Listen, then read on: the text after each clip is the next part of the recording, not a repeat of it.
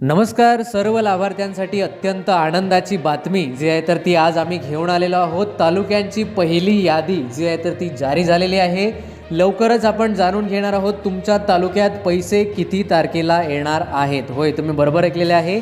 संजय गांधी निराधार योजना तसेच श्रावणबाळ निराधार योजना व सर्व निराधार योजनांच्या लाभार्थ्यांसाठी आता खुशखबर आहे।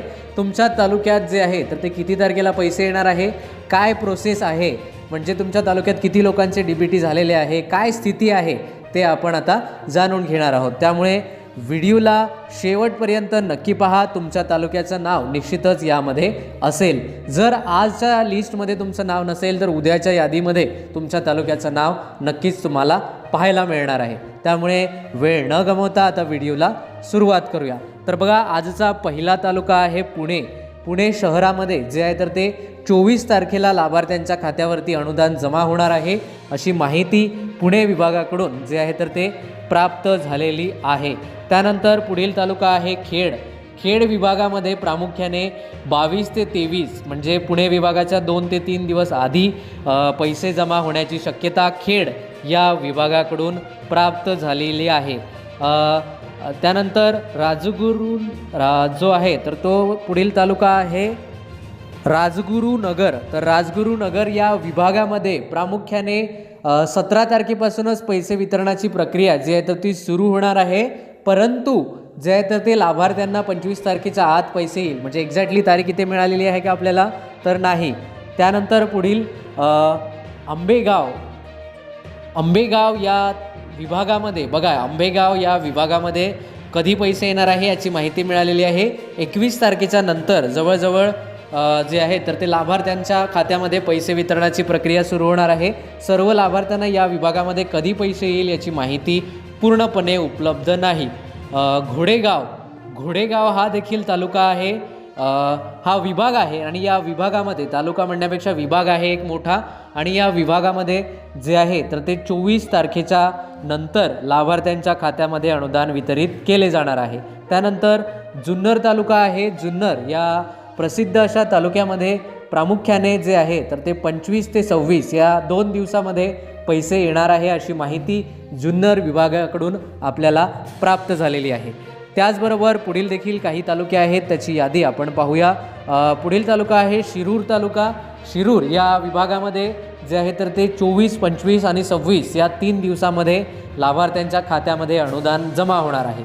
शिरूर तालुक्याचे अद्यापही काही लाभार्थ्यांचे शिरूर या विभागामध्ये डॉक्युमेंट्स अद्यापही जमा झालेले नाही अशी माहिती मिळत आहे। दौंड तालुक्याची माहिती प्रामुख्याने समोर येते आहे।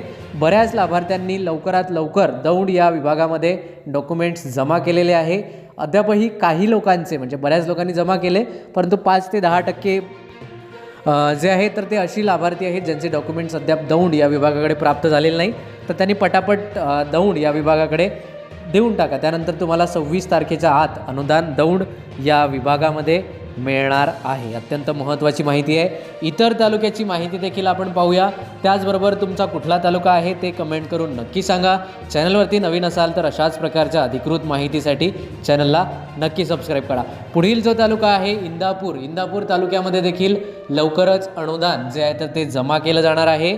इंदापूर या तालुक्यामध्ये 22, 23, 24, 25 आणि 26 असे 5 दिवस लाभार्थ्यांच्या खात्यावरती अनुदान जमा करण्याची प्रक्रिया इंदापूर तालुक्यामध्ये कंटिन्युअसली चालू राहणार आहे।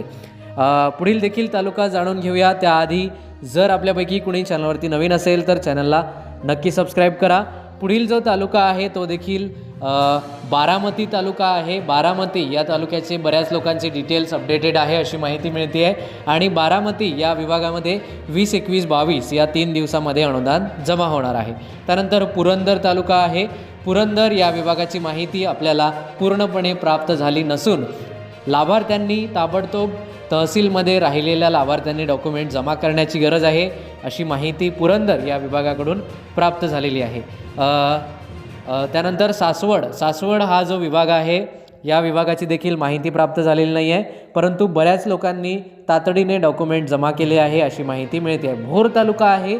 भोर या विभागामध्ये जे आहे तर ते 27 तारखेच्या आत सर्व लाभार्थ्यांना पैसे मिळेल अशी माहिती आपल्याला प्राप्त झालेली आहे। त्यानंतर वेल्हे तालुका आहे। वेल्हे आणि मुळशी या 2 तालुक्यामध्ये 24 तारखेला लाभार्थ्यांना पैसे मिळेल. वेल्हे आणि मुळशी या तालुक्यातून कोण कोण श्रोता आहेत त्यांनी पटापट कमेंट करायचे. त्यांना जे आहे ते 24 तारखेला अनुदान मिळेल अशी माहिती मिळते आहे. पौड तालुका आहे, त्या तालुक्याला जे आहे तर ते 24 तारखेलाच पैसे मिळणार आहे. त्यानंतर मावळ तालुका आहे, तर मावळ तालुक्याची माहिती जी आहे तर ती पुढे येते आहे. तर बघा, मावळ या तालुक्याला 28 तारखेला अनुदान मिळणार आहे. म्हणजे बराच उशीर मावळ या तालुक्यातील लाभार्थ्यांना होणार आहे. पुढील तालुका आपण पाहूया, त्यामध्ये वडगाव हा विभाग आहे आणि वडगाव या विभागामध्ये प्रामुख्याने जे आहे तर ते 21, 22 आणि 23 तारखेला अनुदान येण्याची शक्यता वडगाव या विभागाकडून प्राप्त झालेली आहे. अशा प्रकारे पुढे देखील काही तालुक्यांची नावे आपण पाहूया. ते सर्व नावं जाणून घेण्याआधी जर आपल्यापैकी कुणी चॅनलवरती नवीन असेल तर अशाच प्रकारच्या अधिकृत माहितीसाठी आपल्या चॅनलला सबस्क्राईब करायला विसरू नका. तर बघा, पुढील जो तालुका आहे तो देखील अत्यंत महत्त्वाचा आहे, सातारा विभागामध्ये प्रामुख्याने 25 आणि 26 या 2 दिवसामध्ये लाभार्थ्यांच्या खात्यामध्ये पैसे जमा होणार आहे अशी माहिती आपल्याला प्राप्त झालेली आहे. तर कोण कोण श्रोता साताऱ्यातून आहे त्यांनी पटापट आपल्याला इथे कमेंट करून सांगायचं आहे. त्यानंतर पुढील तालुका आहे कराड विभागामध्ये 23 आणि 25 या 2 दिवसामध्ये पैसे जमा होणार आहे. 24 तारखेला थोडे पैसे जे आहे तर ते जमा होणार नाही अशी माहिती कराड या विभागाकडून प्राप्त झालेली आहे. वाई तालुका आहे, वाई या विभागामध्ये 17 तारखेपासूनच वितरणाची प्रक्रिया सुरू होत असून ती थेट 28-27 तारखेपर्यंत चालणार आहे. म्हणजे हळूहळू वाई या तालुक्यात स्लो म्हणजे कासवाच्या गतीने जे आहे तर ते पैसे येणार आहे. त्यामुळे वाई या तालुक्यातून जर कोणी असेल तर त्यांनी घाई करू नका कृपया, कारण तुम्हाला हळूहळू पैसे जे आहे तर ते येणार आहे. महाबळेश्वर तालुक्याचं नाव जे आहे तर ते इथे समोर येत आहे. महाबळेश्वर या विभागामध्ये जे आहे तर ते 18 तारखेपासून वितरणाची प्रक्रिया सुरू होत असून 24 तारखेच्या आत सर्व लाभार्थ्यांना पैसे महाबळेश्वर या विभागामध्ये मिळणार आहे.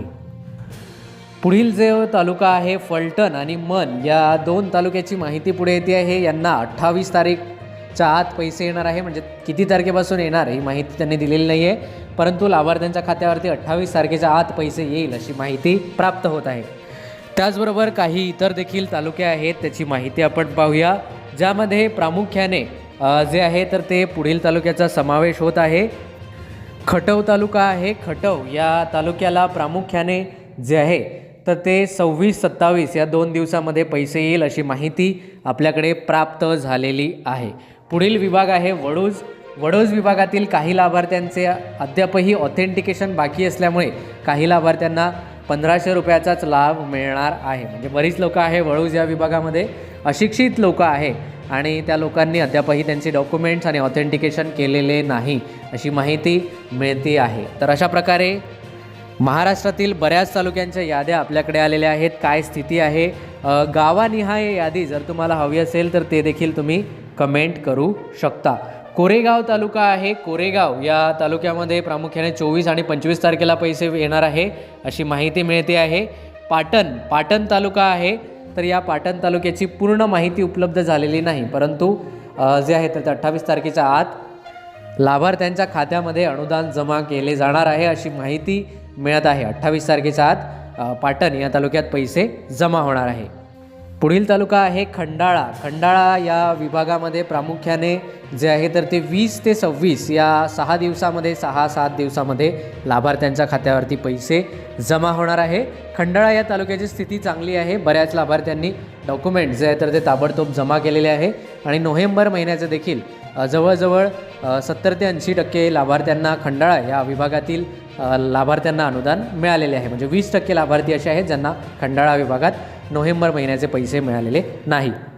पुढील तालुका आहे पैठण तालुका. पैठण हा छत्रपती संभाजीनगर येथील तालुक्याची माहिती जी आहे तर ती पुढे येते आहे. या तालुक्यामध्ये अद्यापही लाभार्थ्यांनी डॉक्युमेंट जमा न केल्यामुळे जे आहे तर ते पैसे 28, 29 किंवा पुढील महिन्यामध्ये देखील येऊ शकते. बऱ्याच लाभार्थ्यांचे पैठण या तालुक्यात डॉक्युमेंट जमा करणे बाकी आहे. त्यांनी पटापट आपले कागदपत्र जे आहे तर ते जमा करावे, अन्यथा तुम्हाला पुढील महिन्यात देखील पेन्शन येण्याची शक्यता आहे. छत्रपती संभाजीनगर शहर, पूर्व पश्चिम जे आहे तर शहर आणि ग्रामीण या सर्व विभागाची माहिती आम्ही काढलेली आहे. तर इथे बऱ्याच लाभार्थ्यांनी डॉक्युमेंट जमा केलेले आहे आणि त्यांना 28-29 या 2 दिवसामध्ये पैसे येऊन जाईल. थोडे उशिरा येईल, परंतु पैसे छत्रपती संभाजीनगर या शहर आणि ग्रामीण या दोन्ही भागामध्ये येणार आहे.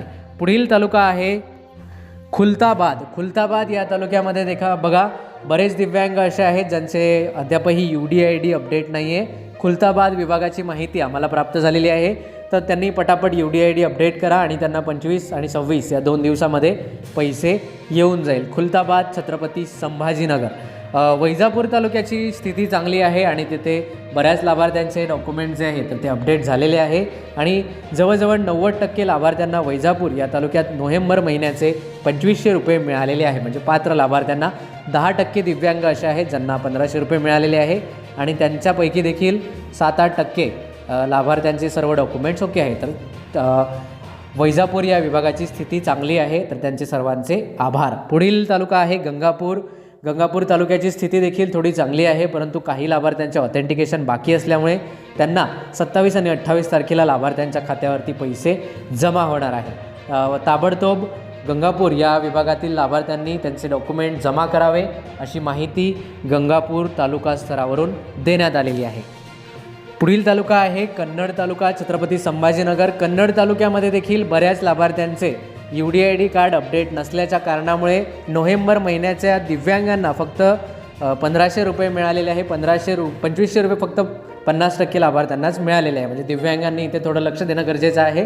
त्याचबरोबर डॉक्युमेंट्स देखील बऱ्याच लाभार्थ्यांचे अद्याप आलेले नाही कन्नड या तालुक्यामध्ये. तर आपण जर कन्नडमधून असाल तर पटापट डॉक्युमेंट जमा करा, जर तुमचं नाव यादीमध्ये असेल किंवा तुम्ही दिव्यांग असाल तर.